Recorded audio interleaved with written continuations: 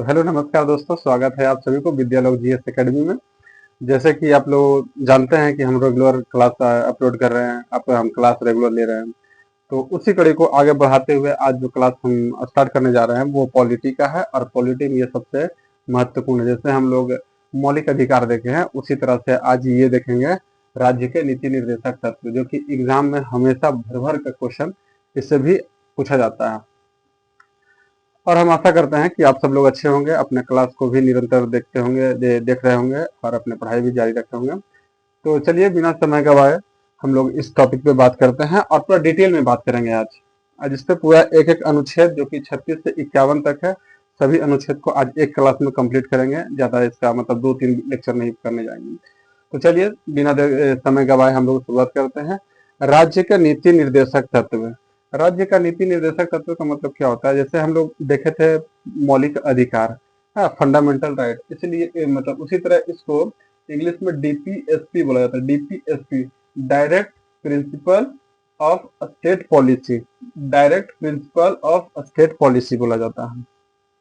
अगर देखा जाए कि भारतीय संविधान में ये राज्य नीति निर्देशक तत्व लिया कहाँ गया, यानी किस देश के संविधान से लिया गया है, तो यह आयरलैंड के संविधान से लिया गया था। भारत के संविधान में आयरलैंड के संविधान से लिया गया है। और भारत के संविधान में इसे रखा कहाँ गया है, तो भाग 4 में। और अनुच्छेद की बात करें तो अनुच्छेद 36 से 51, अनुच्छेद 36 से 51 में रखा गया। उसी तरह देखा जाए तो ये डीपीएसपी यानी कि राज्य नीति निर्देशक तत्व गैर वाद्य योग्य। हम आपको बताए होंगे जब मूल अधिकार पढ़ा रहे थे तो वहां पे बता रहे थे कि जो फंडामेंटल राइट है वो वाद्य योग्य है। वाद्य योग्य का मतलब क्या हम बताए थे कि यदि किसी भी नागरिक का मूल अधिकार हनन होता है तो वो किसी भी न्यायालय में जाकर के शरण ले सकता है। अगर बात की जाए आर्टिकल के, तो अगर सुप्रीम कोर्ट की बात की जाए तो ये अनुच्छेद 32 के तहत, और वही हाई कोर्ट की बात की जाए तो अनुच्छेद 226 के तहत। ये बात हम कर रहे हैं किसका, तो मूल अधिकार का, ये मूल अधिकार का। लेकिन आज हम लोग बात कर रहे हैं किसका, तो डीपीएसपी का, यानी कि राज्य के नीति निर्देशक तत्व में ये वाला जो है अधिकार नहीं है, यानी कि वाद योग्य नहीं है।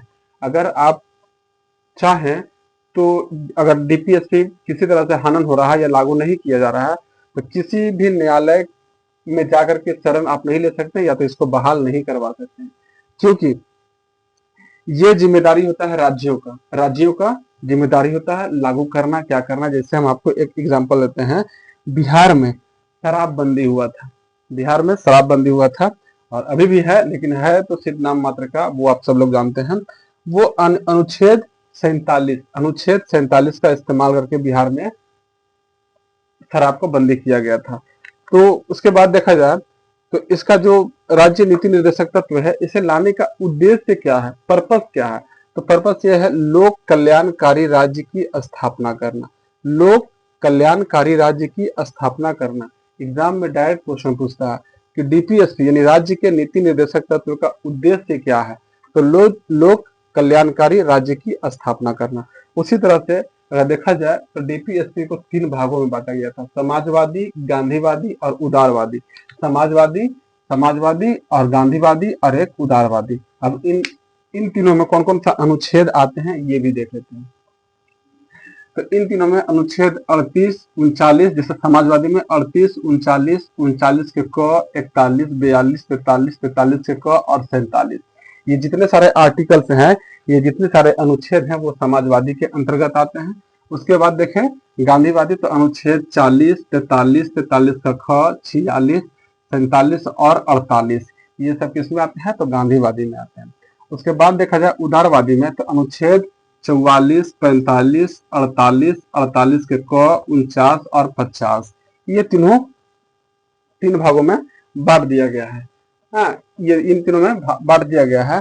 अब यहाँ तक हम लोग समझ गए कि कहाँ से लिया गया था, इसका उद्देश्य क्या था, क्या ये वाद्य योग्य है या नहीं है।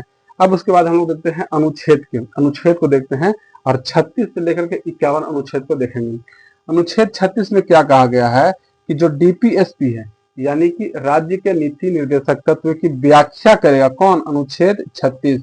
और राज्य की परिभाषित करेगा, राज्य को परिभाषित करेगा अनुच्छेद 36 में।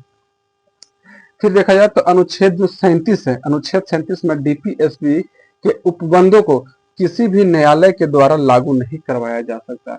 जैसे कि हम अभी आपको बोले कि गैर वाद योग्य है, यानी कि वाद योग्य नहीं है, ये बात लिखा हुआ है अनुच्छेद 37 में कि जो डीपीएसपी है या राज्य के नीति निर्देशक तत्व है वो वाद योग्य नहीं है। वो कहाँ लिखा हुआ? तो अनुच्छेद 37 में लिखा हुआ। उसी तरह से देखा जाए तो अनुच्छेद 38 में क्या है? तो राज्य लोक कल्याणकारी की वृद्धि के लिए सामाजिक व्यवस्था का निर्माण करना। क्या करना? राज्य का दायित्व होगा, क्या होगा कि लोक कल्याण के लिए कल्याण की वृद्धि के लिए क्या करेगा? सामाजिक व्यवस्था का निर्माण करेंगे। सामाजिक व्यवस्था का निर्माण करेगी। कौन करेगी? तो ये राज्य का दायित्व है। फिर उसी तरह से देखा जाए अनुच्छेद 39 में समान कार्य के लिए समान वेतन, चाहे महिला हो या पुरुष हो, कहीं भी अगर मतलब काम कर रहा है या कर रही है तो उन लोगों को समान कार्य के लिए समान वेतन दिया जाएगा। अनुच्छेद 39 में ये बात लिखा गया या कहा गया है कि समान कार्य के लिए समान वेतन दिया जाएगा, चाहे महिला हो और चाहे पुरुष हो। जैसे कि देखते हैं, मान लीजिए कि कांस्टेबल है तो कांस्टेबल में महिला भी है पुरुष भी है, तो ऐसा नहीं है कि महिला को कम दिया जाता है वेतन और पुरुष को ज्यादा, या तो पुरुष को कम दिया जाता है महिला को ज्यादा, बल्कि दोनों को समान वेतन दिया जाता है। तो वही बात लिखा हुआ अनुच्छेद 39 में। फिर 39 के क में देखा जाए तो समान न्याय एवं गरीबों को निःशुल्क विधि सहायता। समान न्याय मतलब न्याय जो दिया जाए वो गरीब हो चाहे अमीर हो सबके लिए बराबर हो, और गरीबों के लिए निःशुल्क विधि सहायता दिया जाए। उसी तरह से अनुच्छेद 40 में कहा गया कि ग्राम पंचायतों का गठन, अनुच्छेद 40 में। और बता दें ये जो अनुच्छेद है बहुत इंपॉर्टेंट क्वेश्चन पूछता है कि ग्राम पंचायतों का गठन किस आर्टिकल यानी किस अनुच्छेद में है? तो अनुच्छेद 40 में। अनुच्छेद 40 में। उसी तरह 41 देखें तो काम शिक्षा तथा पाने बेरोजगारी बुढ़ापे की स्थिति में लोक सहायता। जैसे बेरोजगारी देखते होंगे राज्य सरकार के द्वारा अलग अलग तरह की मतलब स्कीम निकाला जाता है कि जो बेरोजगारी है उसको पर महीना या 6 महीने पे या 3 महीना पे इतना इतना रुपया दिया जाएगा, तो वो इसी अनुच्छेद के तहत दिया जाता है। बुढ़ापे में देखते होंगे कि पेंशन दिया जाता है, तो पेंशन इस अनुच्छेद के द्वारा ही दिया जाता है, क्योंकि अब जब बुढ़ापे हो गए तो उनके पास तो कोई सहारा नहीं है, मतलब चलने के लिए अगर देखा जाए तो चलने करने का मतलब खाने पीने के लिए उतना, तो इसी चीज को ध्यान में रखते हुए राज्य सरकार का यह दायित्व होता है कि जो बुढ़ापे हैं उनकी स्थिति के लिए लोक सहायता की प्रदान किया जाए। जो बेरोजगार है, बेरोजगार युवा हो या फिर महिला हो, उन लोगों के लिए भी लोक सहायता प्रदान किया जाए। काम हो, शिक्षा हो, ये सब अनुच्छेद 41 में कहा गया है। तो एक बार फिर से एक बार देख लेते हैं कि क्या क्या है कि अनुच्छेद 36 में राज्य की परिभाषा, 37 में डीपीएसपी के उपबंधों के किसी भी न्यायालय में लागू नहीं किया जाएगा, यानी कि ये गैरवाद योग्य है। अनुच्छेद 38 में राज्य लोक कल्याण की वृद्धि के लिए सामाजिक व्यवस्था का निर्माण करना। 39 में समान कार्य के लिए समान वेतन। फिर 39 के क्रम में समान न्याय एवं गरीबों को निःशुल्क विधि सहायता। 40 में ग्राम पंचायत का गठन और 41 में काम शिक्षा तथा पाने बेरोजगारी बुढ़ापे की स्थिति में लोक सहायता। तो दोस्तों हम आशा करते हैं यहाँ तक आप लोग समझ पाए होंगे कि डीपीएसपी। उसके बाद अगले स्लाइड में चलते हैं, अगले स्लाइड में देखते हैं कि क्या ये होता है 40 के बाद 41। तो दोस्तों चलिए हम लोग 41 तक देख चुके हैं, अब 42 से देखते हैं कि 42 में क्या क्या है। तो अनुच्छेद 42 में यह कहा गया है कि काम की न्याय संगत तथा मानवोचित दशाओं की सुनिश्चित करना। अनुच्छेद 42 में क्या कहा गया है कि काम की न्याय संगत तथा मानवोचित दशाओं की सुनिश्चित करना। हाँ, जैसे मानवोचित दशाओं को सुनिश्चित करना, जैसे मान लिया जाए कि कोई महिला है जो किसी सरकारी डिपार्टमेंट में कार्यरत है और उस दौरान अगर उसे, जैसे होता है कि के दौरान क्या होता है, सरकार जो होती है वो मानवोचित दशाओं को सुनिश्चित कराता है, यानी कि उसे एक्स्ट्रा छुट्टी वगैरह दिया जाता है।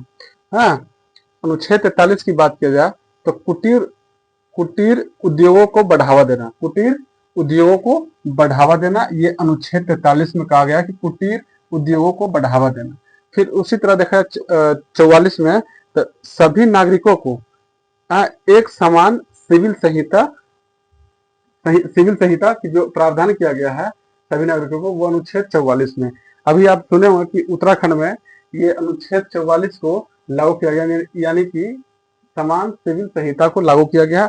उससे पहले अगर आजादी से पहले देखा जाए तो भारत में यहाँ गोवा में लागू था, लेकिन अब देखा जाए तो सबसे पहले लागू करने वाला जो समान सिविल संहिता है वो उत्तराखंड है। और अभी अगर देखा जाए तो गुजरात भी प्रस्तावित किया गया है, हालांकि गुजरात अभी लागू नहीं किया है। तो ये अनुच्छेद 44 अभी गुजरात में उत्तराखंड में लागू है।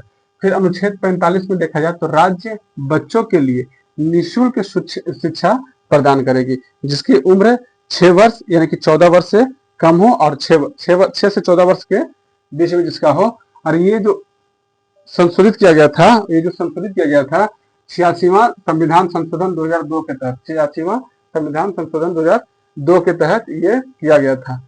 फिर उसी तरह देखा जाए तो अनुच्छेद 46 में अनुसूचित जाति एवं अनुसूचित जनजाति में समाज के कमजोर वर्गों को शैक्षणिक एवं सामाजिक अन्याय एवं शोषण से सुरक्षा। फिर से समझिएगा कि अनुच्छेद 46 में क्या है कि अनुसूचित जाति, अनुसूचित जनजाति और समाज के जो कमजोर वर्गों के शैक्षणिक एवं सामाजिक अन्याय एवं शोषण से सुरक्षा प्रदान करने के लिए अनुच्छेद 46 है, जो कि ये सब राज्य के द्वारा किया जाता है। फिर उसी तरह देखा जाए अनुच्छेद 47 में तो सार्वजनिक स्वास्थ्य में सुधार। अगर आप देश के नागरिक है तो भाई आपको ये अधिकार है कि आपको स्वस्थ रहने का भी अधिकार है, यानी कि आपको शुद्ध पर्यावरण से हवा वगैरह ये सब, और आपको खान पान हो, जैसे हॉस्पिटल वगैरह में जाते हैं तो वहां पे साफ सुथरा भी रहना चाहिए, सरकारी जो भी हो। तो वो अनुच्छेद 47 के तहत सार्वजनिक स्वास्थ्य में सुधार एवं मादक पेय पदार्थ को प्रतिबंधित करना, जैसे शराब हो गया, और भी जो नशीले पदार्थ होते हैं उन लोगों को प्रतिबंधित किया जाता है। बिहार में जो पूर्व मुख्यमंत्री जो नीतीश कुमार थे, उनके द्वारा जो बंद किया गया शराब को, वो अनुच्छेद 47 के का ही प्रयोग करके बंद किया गया था। अनुच्छेद 48 में अगर देखा जाए तो कृषि या पशुपालन को आधुनिक एवं वैज्ञानिक ढंग से संगठित करना, किसको? कृषि और पशुपालन। उसी तरह से अनुच्छेद 48 के क देखा जाए तो पर्यावरण की सुरक्षा, ये जो ऐड किया गया था 42वां संविधान संशोधन 1976 के तहत इसको ऐड किया गया। पहले से नहीं था, बल्कि 42वें संविधान संशोधन 1976 के तहत ये पर्यावरण की सुरक्षा को ऐड किया गया था। जैसे मतलब कोई पर्यावरण है, पेड़ पौधों को ज्यादा काटना उतना नहीं है, उसकी सुरक्षा रखना, क्योंकि ये हमारे संविधान के 48 के क में ये प्रावधान दिया गया कि राज्यों का यह दायित्व होगा कि पर्यावरण को सुरक्षित रखें। फिर उसी तरह से देखा जाए तो अनुच्छेद 49 में क्या है, ऐतिहासिक एवं राष्ट्रीय महत्व के स्मारक की सुरक्षित करना, जैसे ताजमहल हो गया, लाल किला हो गया, जितने भी स्मारक हैं, सरकारी हो चाहे सरकारी भी हो, तो उन लोगों को क्या करना है, सुरक्षित रखना है। ये अनुच्छेद 49 में किया गया, ऐतिहासिक एवं राष्ट्रीय महत्व के स्मारक को सुरक्षित रखना। फिर उसी तरह अनुच्छेद 50 में क्या कहा गया है कि न्यायपालिका और कार्यपालिका का पृथक करना, न्यायपालिका और कार्यपालिका को अलग करना। ये अनुच्छेद 50 में, आप याद इसको भी ऐसे भी रख सकते हैं 50-50, यानी कि न्यायपालिका और कार्यपालिका में बंटवारा किया गया 50-50, तो इसको याद आराम से आप रख सकते हैं। फिर उसके बाद देखा जाए अनुच्छेद 51 में देखा जाए तो अंतरराष्ट्रीय शांति एवं सुरक्षा की अभिवृद्धि। जैसे अनुच्छेद 51 में यह कहा जा रहा है कि अंतरराष्ट्रीय शांति एवं सुरक्षा की अभिवृद्धि करना, जैसे मान लीजिए किसी देश से झगड़ा हुआ, या तो फिर आप हाल ही के आपको रिसेंट का न्यूज बताते हैं, कुछ महीना पहले जैसे मोदी जी गए हुए थे यूक्रेन और यहाँ रूस से जो युद्ध हो रहा था, तो वहां पे मोदी गए थे मध्यस्थता करने के लिए। तो ये अनुच्छेद 51 ही उनको अधिकार दिया था अंतर्राष्ट्रीय शांति एवं सुरक्षा की अभिवृद्धि करना। हाँ, ये तो आप लोग चीजों को समझ पाए होंगे। और अगर कोई भी आर्टिकल अगर नहीं समझ में आया है तो आप कमेंट कीजिएगा, हम आपको इंस्टेंट तो अगर नहीं, लेकिन हाँ आपको रिप्लाई जरूर मिलेगा। और अगर इसमें से कहीं पे भी चाहे 36 से लेकर 51 तक कोई भी आर्टिकल आपको नहीं समझ में आया हो तो आप बताएं। और पूरी तरह से अगर देखा जाए तो जितने भी हम फैक्ट्स बताए हैं, ये एग्जाम में कोई ना कोई एग्जाम में ये सब पूछा ही गया होगा। आप कोई भी एक प्रीवियस बुक उठाइएगा, आप बुक उठाकर देखिएगा, ये सब क्वेश्चन आपको देखने को मिलेगा। पर्यावरण की सुरक्षा कहाँ है, तो अनुच्छेद 48 में।